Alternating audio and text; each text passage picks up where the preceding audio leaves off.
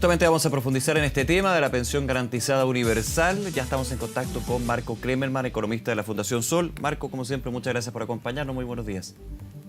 Hola Nicolás, muy buen día. A ver, voy a ir a la clave de lo que estábamos viendo en la nota anterior. ¿Está financiado o no la pensión garantizada universal? Recordemos que ingresa como una indicación del proyecto de ley corta de pensiones, finalmente.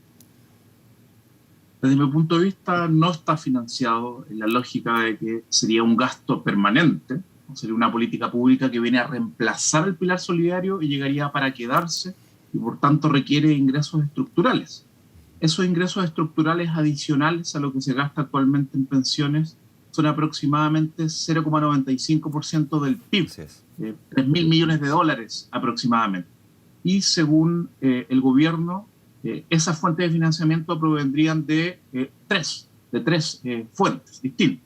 Una de ellas serían las exenciones tributarias, la eliminación o la disminución de exenciones tributarias o beneficios tributarios que representarían 0,35% del PIB. Una de ellas es la eliminación de la exención tributaria a las ganancias del capital, por ejemplo, cuando las personas que tienen un ahorro importante, compran y venden acciones por un aumento de esa venta. Por ejemplo, si tienen una ganancia importante, en Chile pagan 0 de impuestos, y se propone colocar un impuesto del 10%, ¿no? Entonces, en primer lugar, es importante discutir sobre esas exenciones tributarias que se quieren eliminar o se quieren reducir, porque a mí me parece, por ejemplo, en esa puntualmente, que sería mucho más justo aplicar la escala de las tasas marginales de impuesto global complementario que colocar una tasa fija del 10%. Esa es una discusión.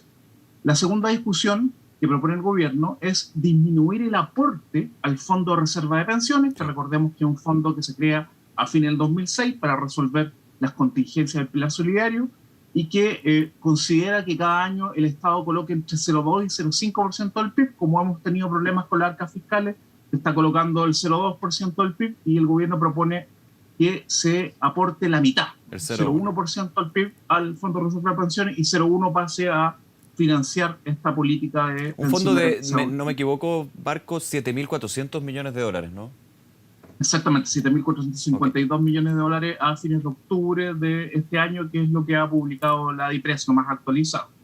Recordemos que se llegó a tener más de 10.000 millones de dólares, pero por los gastos en distintas políticas públicas para enfrentar la pandemia se disminuyó ese fondo. Y la tercera fuente, que desde mi punto de vista es la más controversial, también es controversial discutir por qué hay que restarle aporte al Fondo de Reserva de Pensiones, son estas famosas holguras fiscales.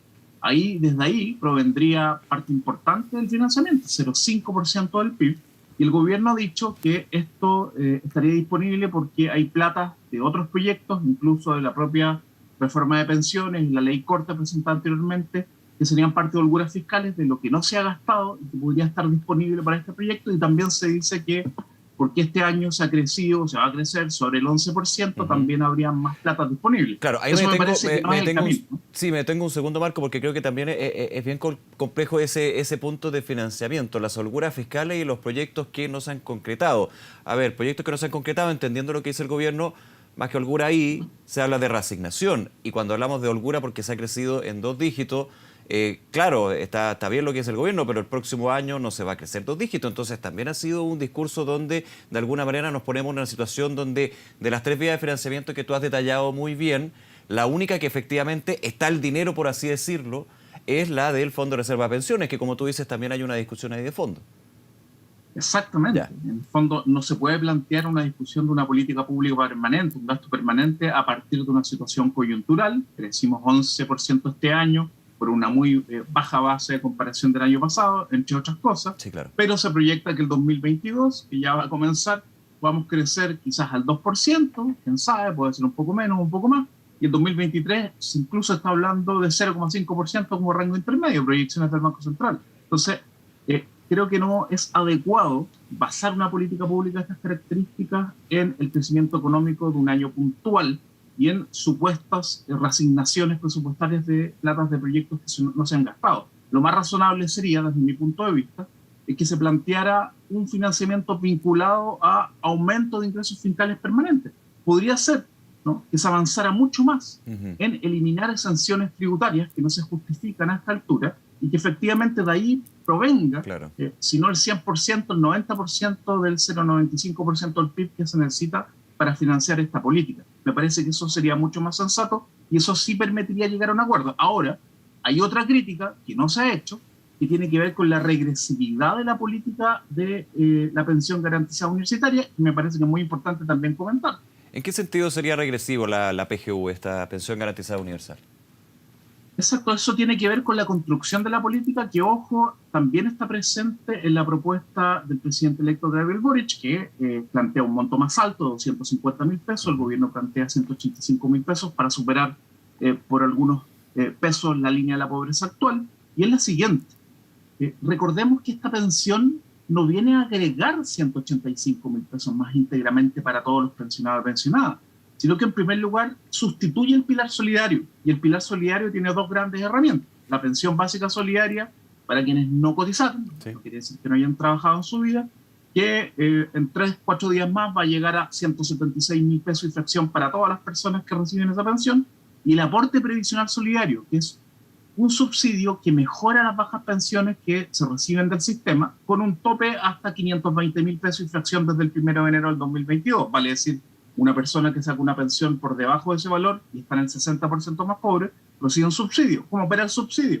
Por ejemplo, una persona que recibe y tiene una pensión autofinanciada, ahorro más rentabilidad, y que le queda o tiene un peso, recibe los 176.000 pesos actualmente. Entonces, esos 176.000 pesos van a desaparecer y van a aparecer los 185.000 pesos. Por tanto, el aumento para esos casos son 9.000 pesos. Yeah. Y es un aumento de 5,1%. En cambio, una persona que recibe una pensión de 500.000 pesos, que son muy poquitos en Chile que reciben pensiones de 500.000 o más, autofinanciadas, hoy día recibe un subsidio de en orden de los 7.000 pesos. Esos 7.000 pesos van a bajar, van a desaparecer y se les van a agregar 185.000. Entonces, en resultado neto es que va a subir 178.000 pesos la pensión, que es un 35% más a la que recibe actualmente. Por tanto, es una pensión regresiva y me parece que allí también hay que hacer una reformulación de la política, de tal manera que todas las pensiones suban, pero las que reciben menos pensión no se vean mermados en relación a los que reciben una pensión mayor. ¿Habría que hacer una reformulación, a tu juicio, en los topes más que en los montos en algún minuto, como se pensó? Claro, a mí me parece que la lógica del pilar solidario está bien orientada, ¿no? Vale decir que exista un piso mínimo y que exista un aporte previsional solidario. Me parecía más sensato elevar la pensión básica solidaria a un monto mucho más alto. Más que crear una pensión garantizada universal, digamos, que reemplace a ese sistema que ya existe, que está desde, de hecho, el primer gobierno de Michelle Bachelet, de la Comisión Marcel, no remontamos esos tiempos. Exacto, exacto. Creo que esos recursos que se plantean para esta reforma serían más adecuados y menos regresivos si es que se aumenta la pensión básica solidaria. Por ejemplo, si pudiera llegar a un valor entre lo que propone el gobierno y entre lo que propone el gobierno entrante para que pueda hacer sus propios cambios, en torno a las 7 UF, que me acuerdo que la bancada UDI lo propuso hace más de un año atrás, que serían más de 210.000 pesos actualmente, y mantener el aporte previsional solidario y aumentar la cobertura, que efectivamente se acerca a la universalidad y no está en el 60%. Esos recursos que se plantean para la política actual me parece que podrían rendir más en términos progresivos, bajo una lógica como el pilar solidario actual. Ahora, desde aquí hay una tensión, digamos, entre el gobierno actual que presenta este proyecto y el gobierno entrante. El gobierno entrante dice, primero, que no está financiada. El gobierno actual dice que sí, a través de las 3 vías que estábamos detallando en esta conversación, Marco.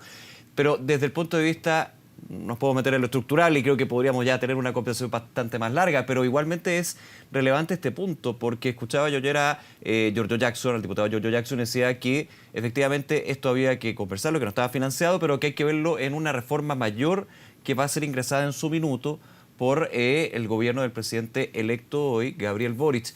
¿Tú crees que, poniendo estas cosas y estas cartas sobre la mesa, y también considerando que el Congreso funciona hasta enero, en febrero tiene ya el fin del año legislativo, digamos, habría que insistir con este proyecto de pensión garantizada universal, como lo dice el oficialismo y el gobierno, o más bien a la espera de lo que se pueda presentar desde el nuevo gobierno? También considerando que es todo un desafío, porque ya hemos tenido 2 gobiernos, Bachelet y Piñera, donde se han presentado reformas previsionales y, salvo algunas excepciones, no había grandes cambios estructurales.